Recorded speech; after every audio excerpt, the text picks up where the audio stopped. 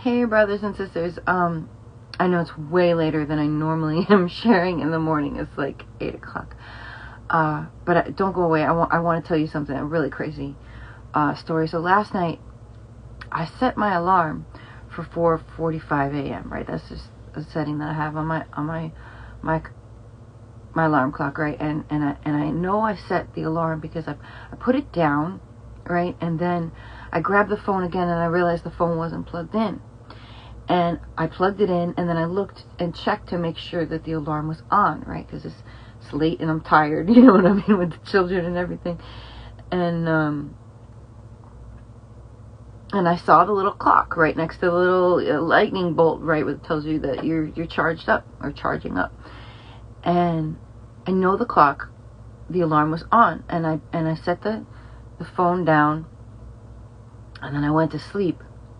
And the alarm never went off, right? And I a lot of times, normally I wake up right before the alarm, you know, so like it doesn't wake up my husband, like I ask God to wake me up a minute before the alarm goes off.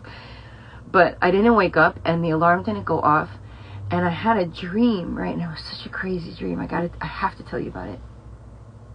So in this dream, right, there was this big, huge church, and it had just been created, and it was run by who I think was Elon Musk. And if it wasn't Elon Musk, it was somebody like him, right? Somebody who had a lot of money, a lot of energy, right? And maybe not so much structure, right? Now I was sort of helping them with the structure. And in the parking lots, he had set up these 29 drop boxes, you know, those big metal boxes where you throw your clothes in and like give to the poor, right? So he had 29 of those boxes in the parking lot. So instead of cars parking there, people could just go and give to the poor.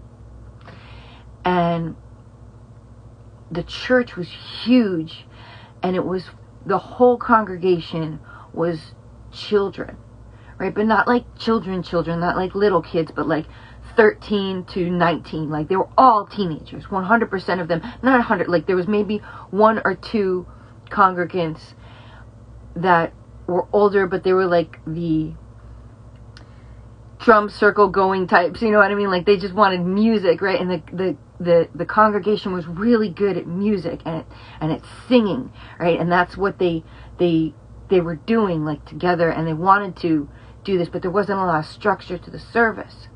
And so I was like helping them put structure in the service, right? And I had to ask people to stop singing for a moment, to like stop the music for a second so that we could hear a word, right? And I guess I asked in the dream if anybody needed healing.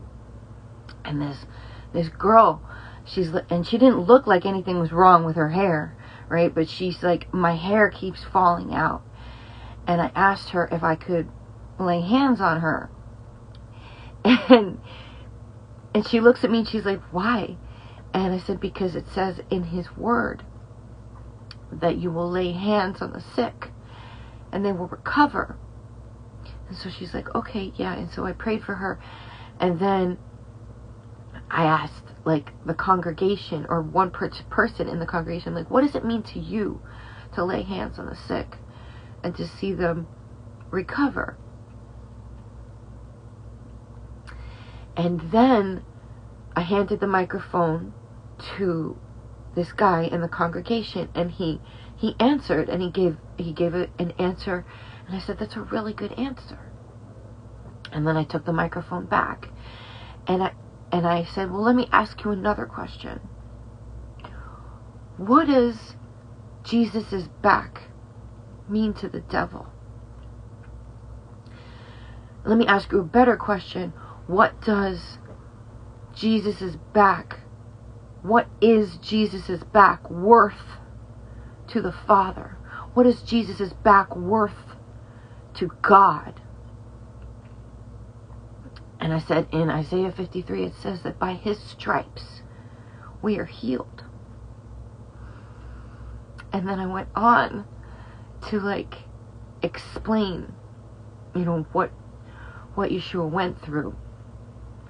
That he was hit 39 times at the post with a cat of 9 tails, which is a bullwhip, right? That is, where the end of it is frayed, right? And on those frays, they put hooks and glass, like shards of glass, like they probably dip it in some type of tar or pitch where the glass will stick to it. And the idea is that when the bullwhip hits a person, and it grabs into the flesh and it rips it off. And it rips it to this place where the bone is exposed. And so he was hit 39 times.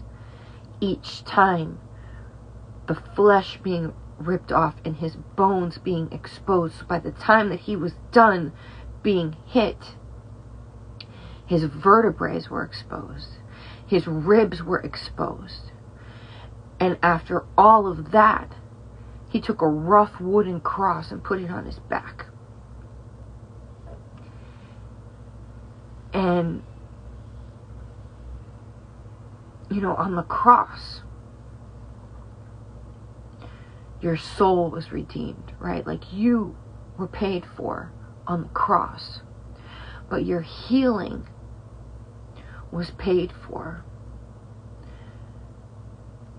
at the post.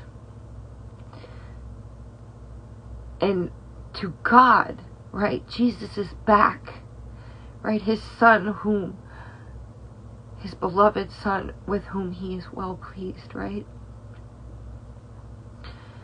His back is worth all the healing in the world. It's worth everything. It's worth healing every headache and every paralytic man. It is worth healing every ounce of pain. It is worth all of it for all of us.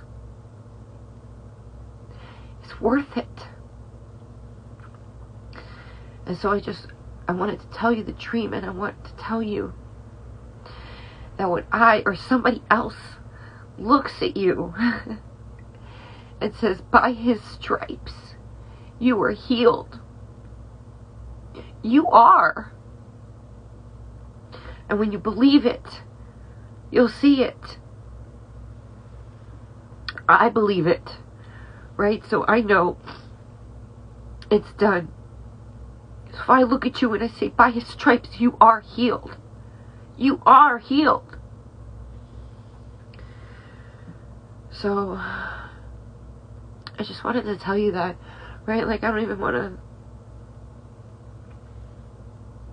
really read.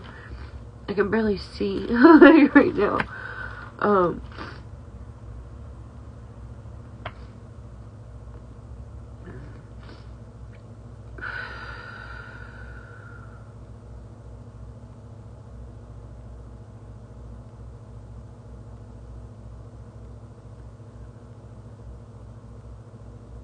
Good morning, George. So I just told a dream that I had last night because my alarm didn't go off, and I went through the whole dream. I'm not gonna do it again because I want to post this later, and I don't want to make people suffer. Good morning. But you know what? I'm gonna read one little thing for you, just so you can hear this, because this is the truth, brother, and I just want you to know it. All right. So in Isaiah 53, I want you to hear this. He says, but he was wounded for our transgressions. He was bruised for our iniquities.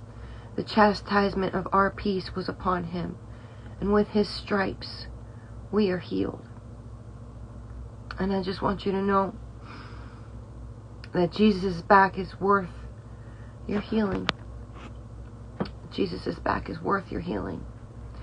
And so if you need healing, I want you to know by his stripes, you are healed. I love you so much, and Jesus loves you better. Have a great day, okay?